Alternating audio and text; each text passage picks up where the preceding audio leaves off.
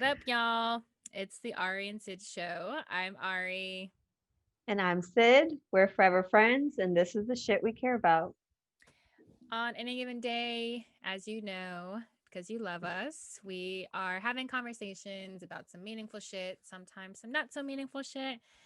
So, this is our show to get together and have conversations and learn from one another along the way. Yep. So if you're watching, you're listening, and you hear some shit that you agree with, have questions, comments, concerns, reach out to us, leave us a comment, review, follow us on Instagram and Facebook, or send us an email. Yeah. And so, before we get into today's topic, I figure we do a quick check in because I don't know about you, but I'm being bombarded with freaking voting texts, calls, people showing up at my house. And I don't like people showing up at my house unannounced. Wait, there are people showing up at your house? Yes. I've had, and they asking me like those detailed questions about who are you voting for and what do you think about Prop 208 and blah, blah, blah, blah. And I'm just like, damn, I'm in the middle of doing, I had to put a shirt on for this. You could just wait until I return my ballot. So, anyways, did you vote, Syd? I did. I voted early, and I also I'm still registered to vote in Arizona, so I submitted an absentee ballot a few weeks Okay. ago. So I Of did receive course. a text saying, or like an email or a notification. I don't know what kind of notification it was, honestly, y'all. But I did receive a notification saying that like they received my ballot. So that's good news. Yeah. Yeah. So I have not voted yet because I like to drop mine off on election day. Um, it also makes me feel like I'm, VIP because all these people are waiting in line and I just skip past it and go and drop my little ballot into the box and get my sticker. Um, and so, yeah, that's kind of been my ritual just because I think one year, what year was that? I was registered to vote at a different address that I didn't live near. I was living in Tempe and my address to vote was in Glendale still. Hmm. So I went to the place and of course the line, I stood there for like 3 hours. And I think it was Obama's second run. Uh, And I had stood there for so long. I was by myself and I just decided after being there and not really moving, I'm like, I'm not waiting in this line. So unfortunately, that was the one point in my life that I decided that my vote did not count.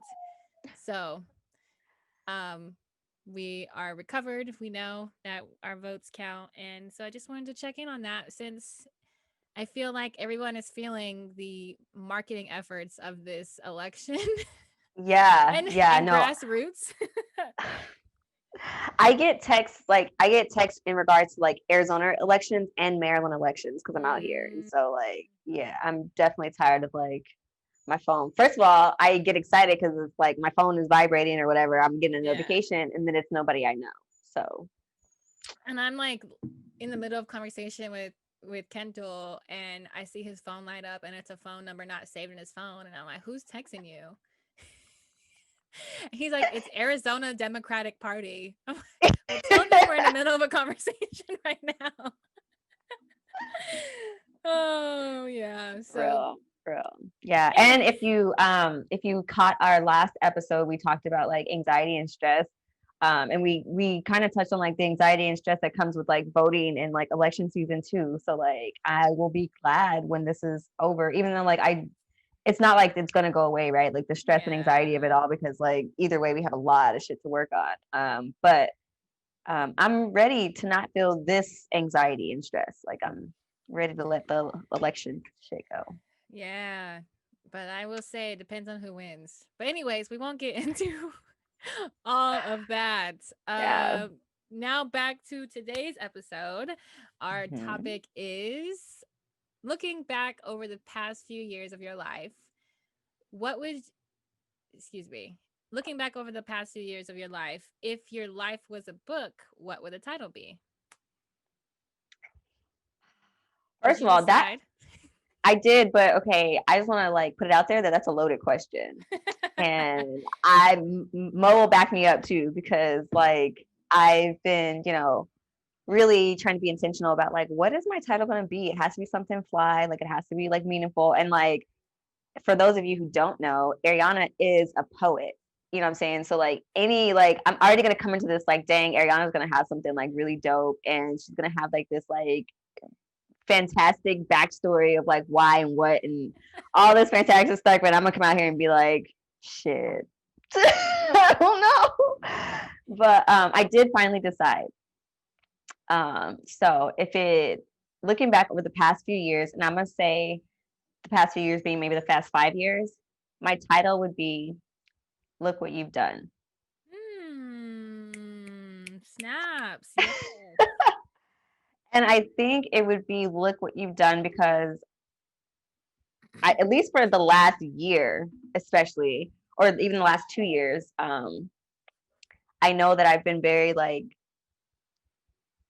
mm, aware and like trying to be intentional about like celebrating my successes or like remembering where I came from, like paying homage and like, gratitude to the folks and the environments that I like come from and like that I've been raised in and things like that. And so like I think for the last few years, I've kind of had to remind myself, like, look what you've done already, right? And like look what you've done in a sense of like, look how much more you can do.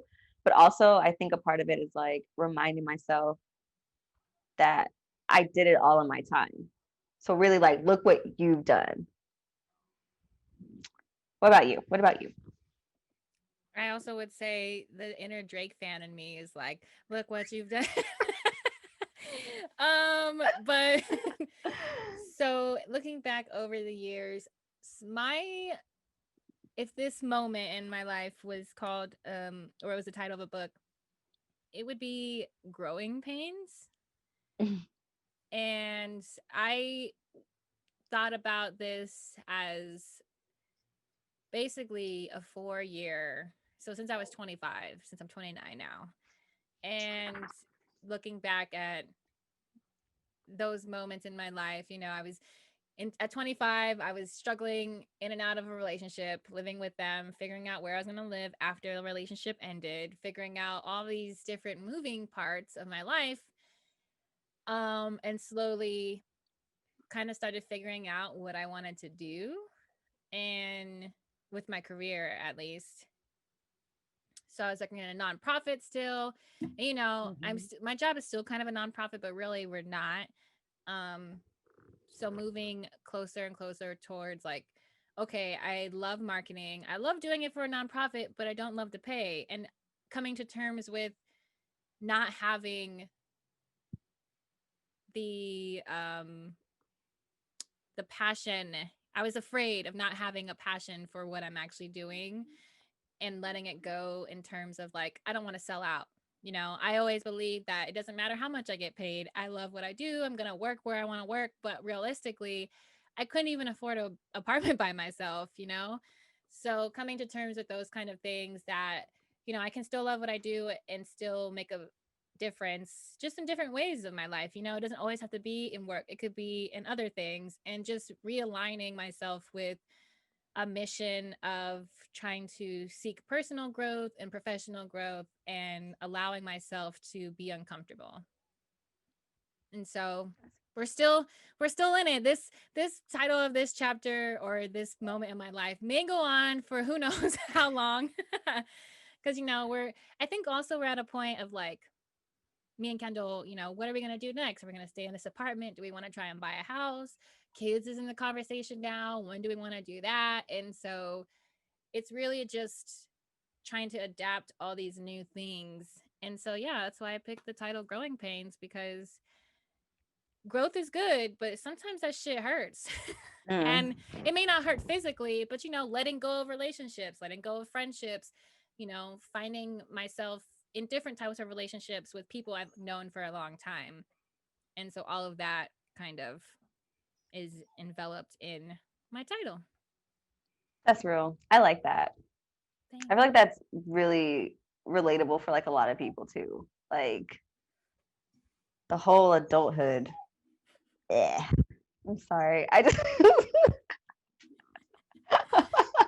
I think we have shout out to the Done with Adulting podcast. I'm sure they have yeah. lots of Lots of topics about that. I think it's been quite the challenge of figuring out what it means to be an adult for yourself, Hmm. and not upholding this whole like we put this idea of being an adult on a pedestal, right? As children, like we can't wait till we turn 18 and do all these Hmm. amazing things, and like slowly but surely, as you age, you pull bits and pieces of what that image used to look like down, and it's kind of like it's beautiful in a sense, but then it's kind of like earth shattering. You realize, like, oh my gosh, I've kind of been lying to myself this whole time and telling myself what I should or shouldn't be doing as an adult. And it's unrealistic expectations on ourselves. And Yep.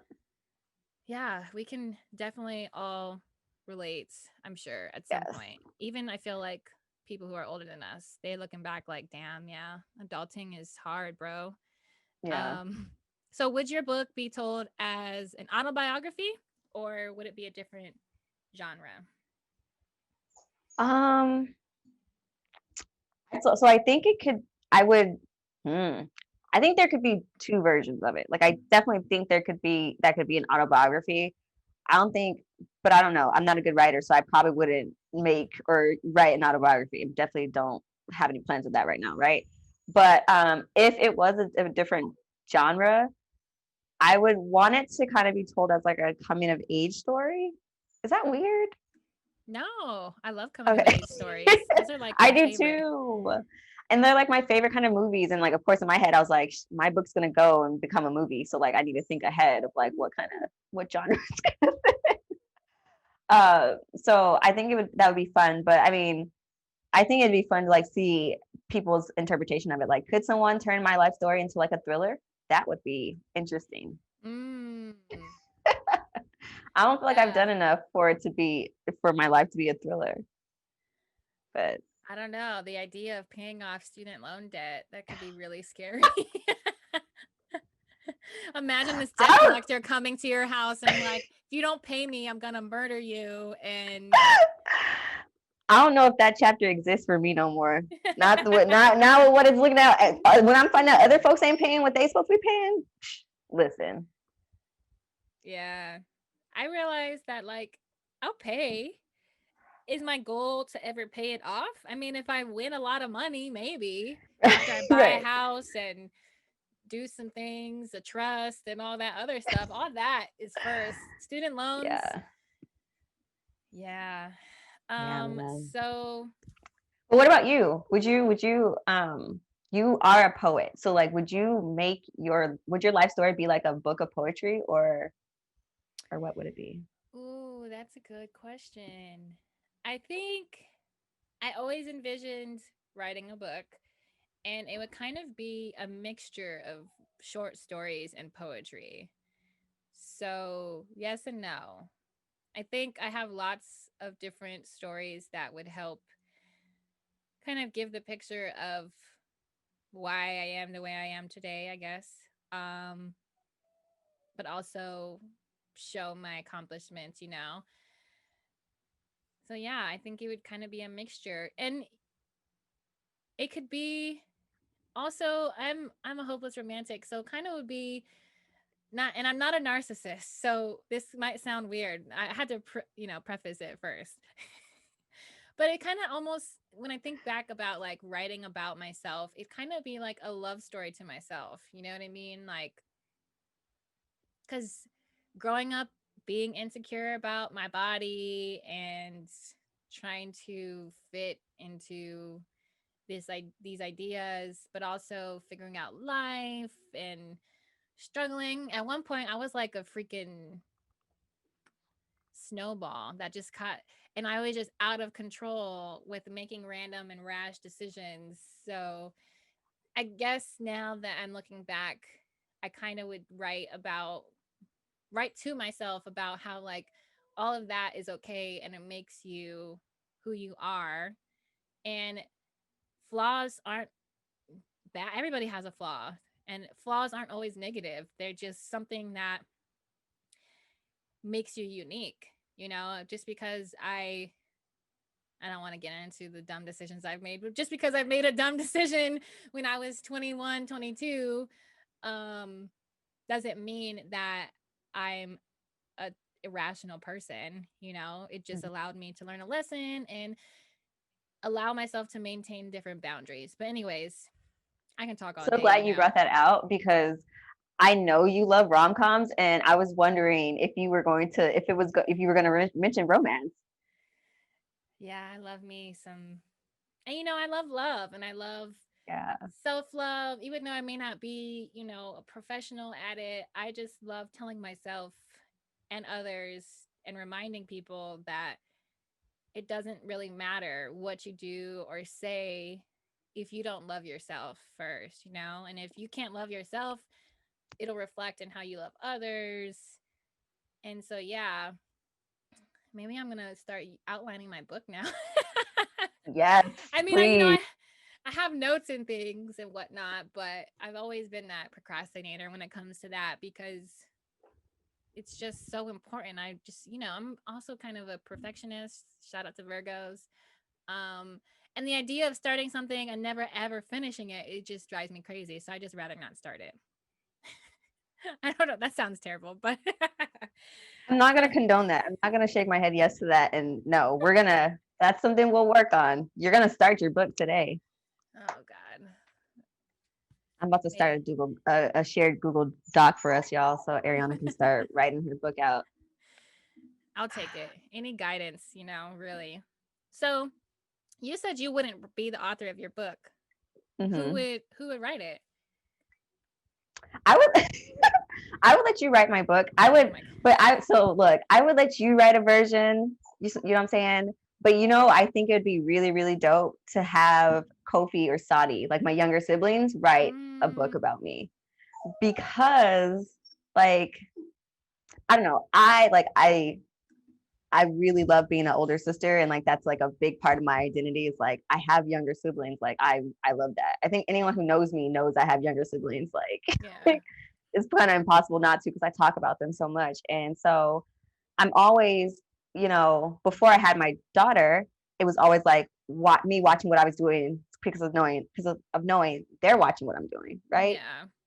So I think it'd be really cool or interesting to see or hear or read what they think my life is from their perspective. Mm.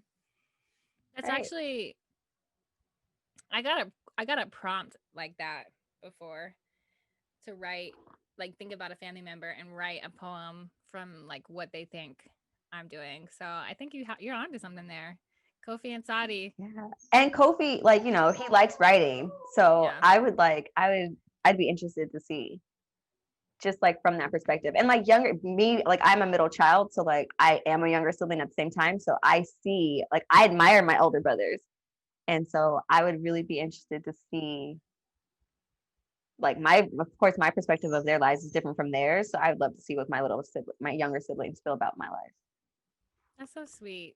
You guys are like I mean, you're not really the Brady Bunch, but you kind of are like so close, and I love it. I think it's amazing, and I think they would write an amazing story about you. So Yeah.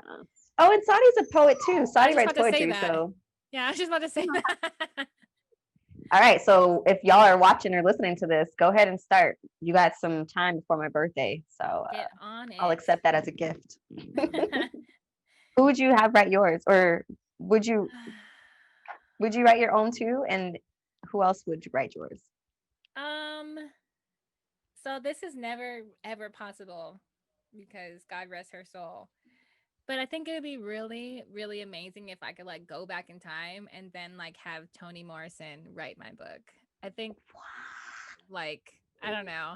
I feel I feel like she's just such a soft soul, and I feel like she can make me sound really, really beautiful. Not even just like physically, just like all around, just describing every little thing, but just like, and then a fly floated across the breeze and landed onto, you know, like, I don't know. It would just be really amazing. So, That's dope. um, Yeah, that would be cool as hell. and if not her, then I don't really know. Um, I think it would be definitely something of a challenge to have somebody else write my book because I would have to tell them every little detail. And there's a lot of things that a lot of people don't know. So I'd rather not do it. Could a therapist write it? I'd rather tell it to a therapist. Would you would you would you read a story or like like a short story of your life written by Kindle, written by your spouse? I don't, I would like to see what he thinks. Yes. Would I think it was good? Probably not. I don't know how his writing skills are. I don't know. He's very much so selective memory. So I'll be telling him things about what happened. Oh yeah, you remember? And he's like, no, no idea. It's out one ear. Yeah, but this is you though. I think it'd be fun to see, right? But of course they would never do that because then like they said, like I'm not about to put this out here so you can pick apart what I didn't say. Yeah, definitely would Try be to read between the hypercritical. lines. Yeah. That's funny. What do you mean by that, huh? Do you you mentioned Toni Morrison. Is that your favorite author? Do you have a favorite author? Um, to be completely transparent, I books have never really been like a big part of my life. Um, but I do I'm more fan. I'm more of a fan, right, of like poetry and like I don't ever really go down rabbit holes of like reading everybody's like one person's entire work. Although Toni Morrison is on my list to read just because I do value her work. Um so yeah, I honestly am in this phase of reading books by like debuting authors.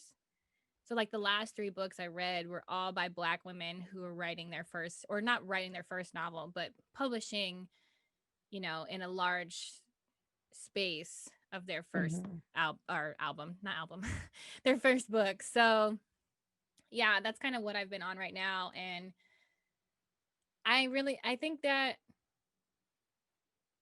I sound, I'm kind of definitely not the typical poet because I feel like I meet a lot of poets who are like obsessed with how other people phrase things and Mhm. are super into reading and all that, and it's definitely never been something that I was interested in. So now that I'm older, I do find it a lot more relaxing than watching TV, or when I would be in the middle of waiting for things, I could just pull out a book on my phone, and it's definitely takes my mind off of, okay, I've been sitting here for 15 minutes waiting, and obsessing over why I'm not getting picked up or something like that. um so yeah, who's your favorite author? So it's really funny because I picked up my cup and I didn't even like this wasn't planned. I'm just really cool because Cat in the Hat. so I'm like really childish and I don't think that I have like a an actual like favorite author. Like I don't have like a person like you said that like I read all their books or like all the, but I really do like Dr. Seuss and I like my favorite book is the Lorax. Like I have like, my Lorax tattoo and everything. Yeah. Um and I like the lessons that like there's always a lesson in one of his books and it's like something that you can like use in so many different settings. Like how could you not fuck with that, and like I know there's like controversy around Dr. Seuss because of like his early work and like in the newspaper or the magazine whatever that Yeah. he worked for. I know that's bad, but I can't, like I can't. I mean, You give people room to nobody's, grow, right? yeah. But and also like nobody's perfect, and I think you can still appreciate someone's work without actually like saying that they're, oh my gosh, they're an amazing human being. Yeah, For me, I'm able to separate, like, of course there are some things that happen and I'm like, yeah, I don't fuck with you anymore. But yeah, there are a lot of like, I mean, the music industry, you listen to anybody really. yeah. they have so much controversy in a lot of stuff that they say, or what they do in their personal life, or whatever the case may be, and you either choose to listen to their music or you don't, No. regardless of what they do as a person. So Yeah. um Well, I'm gonna take these lessons out of these books and I'm gonna leave whatever else comes with that. Like, there you go. yeah. Um, Have books been a yeah, big I part of think, your life? yeah. So my parents were like very, very intentional about having books around, like from a Mm. very young age. Like we went to the library a lot. Like we had library calls. Like we would spend the summers at the library. Like we're catching the bus to the to the library. Like, you know what I'm saying? Going straight up to um what's the library off of Olive?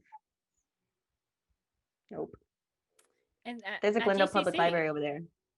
Yeah, It's down the behind street from there. GCC. Yeah. Yeah, is that Solar Ranch? Yeah. Yeah, we used to be up there all the time. Um, and so my parents were very intentional about like just having books in the house, having books around. And like my mom was like, I remember this one time we were trying to repurpose some books and use them as other things. And my mom was so mad because she's like, "You're gonna rip the pages out of that." And we're like, "But we read this book 100 times." She's like, "Read it 101. Like, we don't disrespect books in this house." And we're like, "All right, got it."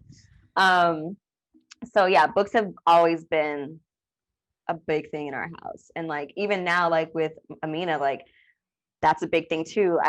When I think when you guys planned our baby shower, and then or when y'all planned our baby shower and our friends out here planned our baby shower for Maryland, um, it was both asked like bring books instead of cards, right? Like it was we were very like we want her to have a ton of books. Like she has her own little library already. So and she's starting to like pick out the pictures and like read. So like it's you're starting to No. see like, the influence, and as much as they can't read the words, they're starting to identify things. So I think having books around is super important. I'm fortunate and I'm grateful that my parents like really pushed that early on, and now I can like do that with Amina as well. Yeah. I really wish that books were a bigger part of my growing up. And not only that, but I wish that at some point I decided that I wanted to read more when I was younger, outside of getting to college and forcing myself to read because I had to study. But Mhm. I think that no matter what, I feel like, and you've also inspired me whenever I do have children to, read. Weren't you reading to Amina in your belly? Yeah. I think that's amazing. I feel like there's some statistic about how many words people with a certain IQ hear before they turn the age of whatever that age is. And I think it's amazing how receptive babies are, regardless of if you think they can understand you word for word, but just saying those words aloud and reading and instilling some kind of, whether it's reading or maybe it's like leapfrog learning words and shit or something like Hmm. that. I think it's all important. So yeah, you're an inspiration. Thank you. Thank you. Thank you. That that's a good segue. Can I talk about what we are raising awareness about today? Yeah. So oh yeah, happy November. First Sunday of November. Right. And so November is actually National Family Literacy Month. And so this month, as a nation or whatever, this month it's like, pushed and wanting to raise awareness about family literacy and childhood literacy. And you touched about how like there's a statistic about, the amount of words a person hears prior to the age of 3, right? And like that has a major effect on their literacy rates. And like so I was reading and I was reading on the proliteracy.org. And they're talking all about National Family Literacy Month. And they talked about the single greatest indicator of a child's literacy is their parents' literacy as well. So, like, Mm, just having those books around and like creating that environment where like reading is important and looking at books is important and like just kind of drilling that can really make a difference prior to being school age. 0 to 3 is like a really important age range of like for child development period, yeah. and especially for like their vocabulary. And so a lot of the times if there is like if kids have access to books in general prior to going to school, more than likely when they get into preschool, their vocabulary is going to be even greater and they're going to have more words in their vocabulary to help express themselves, which is perfect, right? Because when we send our kids out into the world and they're around people that we don't know all the time, we want them to be able to express themselves. And so Yeah. just giving them vocabulary and books so that they can become aware of how to do that, just, arming them for greatness. So, yeah, so National Family Literacy Month, snuggle up with your little ones, grab a book, grab a picture book. We have a ton of like board books, like they're like thicker, harder books for Mm-hmm. the babies so they don't rip the pages out. Those are the books that Amina is now starting to like point out pictures from. Like she'll like look at the bathtub, and also because we've been teaching her like sign language, she'll like look at the picture and like do the sign, which is really cool. Yeah. Yeah, yeah. So That's really national. amazing. I think Mm-hmm. 0 to 3 is so important. And I think that when I was working at the nonprofit that their main focus was child welfare, one of the programs that I was able to help market was the developmental um, childhood development of stages program. Not that that's not the words exactly, but anyways, that's not the point. They were talking about all kinds of different things to do to kind of help gauge where your child is as they develop, and then also what tools you can use. I think it's amazing about like I learned that one of the ways that people can tell whether or not their baby has good hand-eye coordination is like really basic, those little circle stacker things. They can, when Mm-hmm. they put the circles onto the little peg thing, that's one way. um as they get older, like looping a string through like a Cheerio or even a bigger circle. Mm-hmm. And it's crazy how there's things that you do just in your everyday life that you wouldn't even know is helping your child develop more. So I think it's Yeah. National Family Literacy Month is so important, and And it's we like want to. right on time because it's getting cozy outside. You can snuggle up with a good book. I'm excited. Amina brings me books all damn day. But Amina want to. Amina's a really big fan of the Lola books, and she also has like a personalized book that my mom got her for Christmas last year, and she'll want to read those books like back to back to back. We'll like end it, and she'll be like, "Yay!" Open it back up, or start from the top. That's so uh, funny. yeah, so I know a lot of books by heart now, and like sometimes I'll start like reciting a book, and she'll be like, "Where's the book?" She'll go get it, which is really cool. So kids are She's so smart. smart. Kids are so smart. Oh, another shameless plug. So the Brownskin Bookworms. Brownskin Bookworms is a book club ran by Raise Your Worth organization, which is ran by Tierra Shelton, who is a dear friend. And so Brownskin Bookworms is starting back up for November. The November read is All About Love by Bell Hooks. And if you are a Black woman and you are seeking community and sisterhood, and on top of that, discussing some good literature and bonding over that, you can find more information about the Brownskin Bookworms at Raise Your Worth on Instagram. And of course, we'll include the link in the show notes. Yeah, and I probably will join just because one of the things that I also wanted to point out and plug in this episode is how important it is to read books about Black people by Black people outside of Black History Month. And I say that because many times when I'm in a bookstore, usually all the Black books are out on a table during Black History Month, but then outside of that, I like, how do I find them? And Mm-hmm. so if you have any resources that would assist my search outside of Googling Black authors, I would love recommendations because I also um I'm very picky with books and I want to make sure somebody else vets them. Not all the time. But yeah, and so one of the books, a few that I wanted to name drop that I personally loved, I had mentioned that I like reading books about debuting authors. So Queenie was one. And I know it's had some mixed reviews. I personally loved it. It's a coming of age story between a woman who's around like 25, and she battles with mental health and she seeks out potentially going to therapy, and her family responds to it. Um, and then another one that I'm currently reading is Such a Fun Age by Kylie Reed. And it's funny because I watched her go live once on Instagram, and she's like, "This is just my first book that made it," you know. So it's another story about a 25-year-old. There's a pattern here. In here.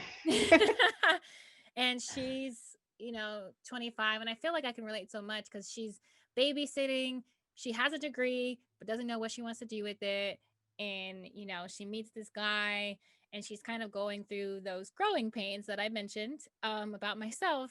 And it's just really interesting how it's all playing out. So I highly recommend those books. And there's another book. I can't remember the author, so I'm not going to say it. So yeah. Are you reading any books by Black authors right now? Um, I am, well, I'm reading Mariah Carey's autobiography. So, Okay. Yeah. That counts. it's November 1st, which is so on time because it's November 1st, which means it's Christmas. Merry Christmas. Um, I'm also reading Pussy Prayers by Black Girl Bliss, and I'm really enjoying that. I'm almost done with that. And I'm reading a lot of books right now because of like work Yeah. and trainings and classes.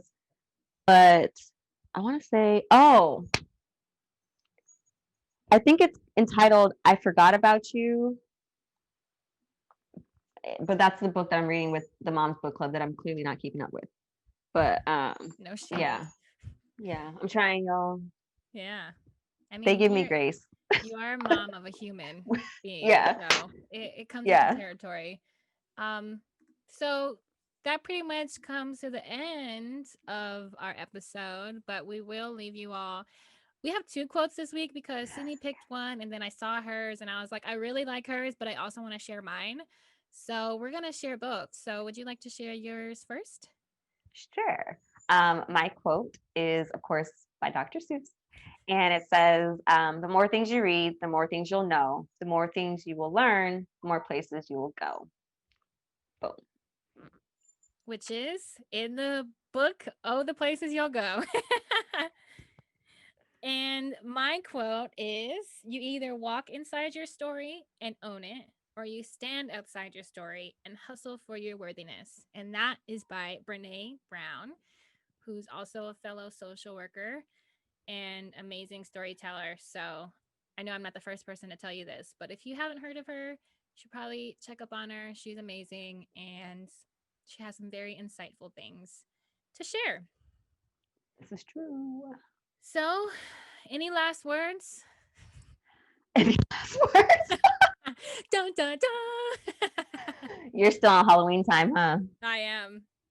Yeah. No, I mean, thanks for joining us today. If you have a favorite book or a favorite author or a book that you're reading right now, please share with us. I Yes. know I don't have nobody's business buying no more books right now, but I will. I will because I just will. And I'll get to it eventually. So please share with us, what author is inspiring, or if you have a title for this chapter of your life or Oh, the yeah. the story of your life, please share it with us on Instagram, Facebook, or in a review or on YouTube in the comments. We would love to hear. Yes, please. Thank you. All of that, ditto. And we will close. Thank you again for watching and returning to listen to us. We hope to see you next time. Peace out.